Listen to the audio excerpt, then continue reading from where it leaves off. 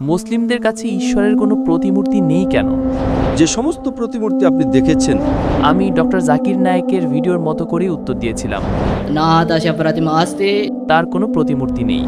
সিনেমায় যে নায়কদের দেখেন তারা কি ঈশ্বরের ছবিগুলোর চেয়ে দেখতে সুন্দর নয়? কিন্তু সে পাল্টা প্রশ্ন করে, এটা কি যৌক্তিক?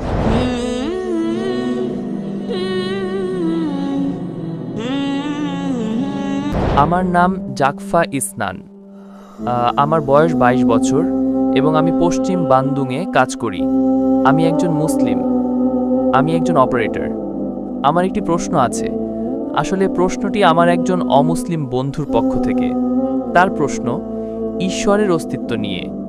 মুসলিমদের কাছে ঈশ্বরের কোনো প্রতিমূর্তি নেই কেন? আমি ডক্টর জাকির নায়েকের ভিডিওর মতো করেই উত্তর দিয়েছিলাম। যজুর্বেদের রেফারেন্স দিয়ে বলেছিলাম नादश प्रतिमा अस्ति তার কোনো প্রতিমূর্তি নেই, বা সংস্কৃতি যেমন বলা হয় চিত্র, ছবি বা মূর্তি নেই। কিন্তু সে পাল্টা প্রশ্ন করে, এটা কি যৌক্তিক যে তুমি এমন একজনের উপাসনা করছো যাকে তুমি দেখতে কেমন তা জানোই না? ধন্যবাদ। ভাই প্রশ্ন করেছেন যে আমরা কিভাবে কোনো প্রতিমূর্তি ছাড়া ঈশ্বরের উপাসনা করতে পারি। প্রথমত, আপনি যদি কোনো ঈশ্বরের প্রতিমূর্তি তৈরি করেন তবে আপনি তাকে ছোট করছেন বা অবমাননা করছেন।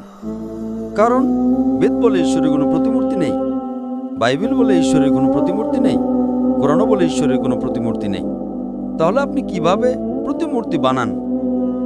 এটা আমাকে কোরআনের একটা ঘটনার কথা মনে করিয়ে দেই, যেখানে মুসা আলাইহিস সালাম আল্লাহকে বলেছিলেন, আমি আপনাকে দেখতে চাই। তখন আল্লাহ তাকে বলেন, আমি পাহাড়ের উপর আমার নূর প্রকাশ করব, তুমি দেখো পাহাড়ের কি হয়। আর যখন তিনি পাহাড়ের উপর আল্লাহর নূর দেখেন তখন মুসা আলাইহিস সালাম জ্ঞান হারিয়ে পড়ে যান। তিনি আল্লাহকে দেখেননি, তবুও পড়ে গিয়েছিলেন। এটাই আল্লাহ সুবহানাহু ওয়া তাআলার মহত্ব। আপনি প্রশ্ন করেছেন কিভাবে প্রতিমূর্তি ছাড়া আল্লাহর উপাসনা করা যায়। হ্যাঁ, আপনি যা কিছু নিয়ে ভাবতে চান তার জন্য ছবি থাকাটা আবশ্যক নয়। উদাহরণস্বরূপ, বিশ্বাস করার জন্য ছবি থাকাটা জরুরি নয়।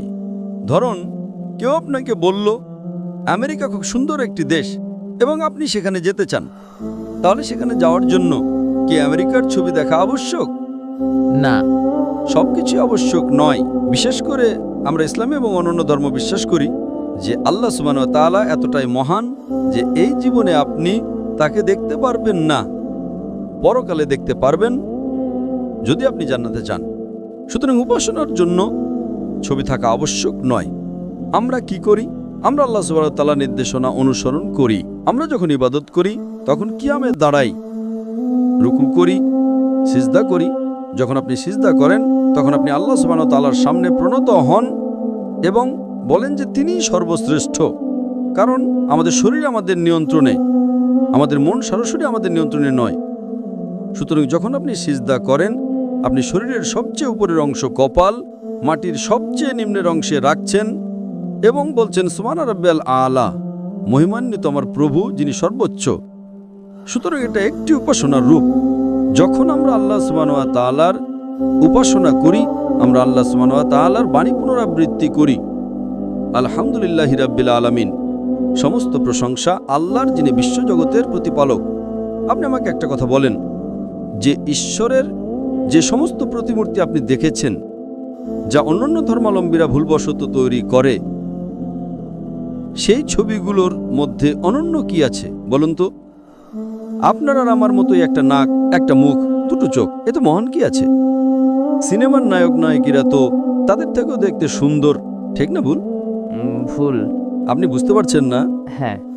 সিনেমায় যে নায়কদের দেখেন তারা কি ঈশ্বরের ছবিগুলোর চেয়ে দেখতে সুন্দর নয়? হ্যাঁ। তারা যে ছবি দেখে উপাসনা করে তাতে এমন কি আছে যেটা তাকে ঈশ্বর বানায়? আমি যদি সেই ছবি দেখি আমার তো উপাসনা করতে ইচ্ছে করবে না, কারণ সে তো আমার মতোই দেখতে, ঠিক? হ্যাঁ। আমি কেন এমন একজনের উপাসনা করব যার গুণাবলী আমার মতোই?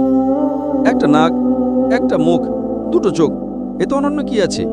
আল্লাহ বলেন ওয়াল্লাম ইয়াকুল্লাহু কুফুয়ান আহাদ, এবং তার সমতুল্য কিছুই নেই। যে মুহূর্তে আপনি ঈশ্বরকে এই পৃথিবীর কোনো কিছুর সাথে তুলনা করতে পারবেন সেদিন থেকে তিনি আর ঈশ্বর নন। এটাই তার সংজ্ঞা। ইসলামে আল্লাহর সংজ্ঞা হলো তার মতো কিছুই নেই। আর আপনি বলছেন আমাকে একটা ছবি দিন। যে মুহূর্তে আপনি ঈশ্বরের একটা ছবি তৈরি করবেন সেটার ঈশ্বর হতে পারে না।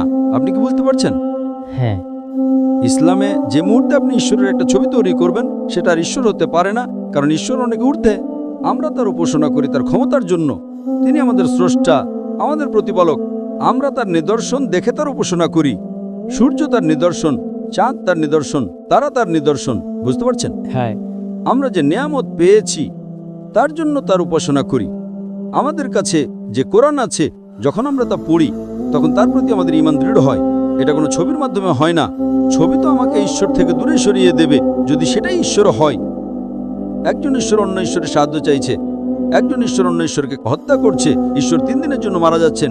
যদি ঈশ্বর 3 দিনের জন্য মারা যান, তাহলে আপনি কেন এমন ঈশ্বরের উপাসনা করবেন? ঠিক না ভুল? কোন ঈশ্বরের ছবি আপনার সবচেয়ে ভালো লাগে বলুন তো? কোন ঈশ্বর? আমার মনে হয় কোনোটিই নয়। সুতরাং ঈশ্বরের কোনো ছবি বা প্রতিমূর্তি না থাকাই তাকে সর্বোচ্চ মর্যাদায় উন্নত করার সেরা উপায়। আশা করি উত্তরটা পেয়েছেন। জি, আপনাকে ধন্যবাদ।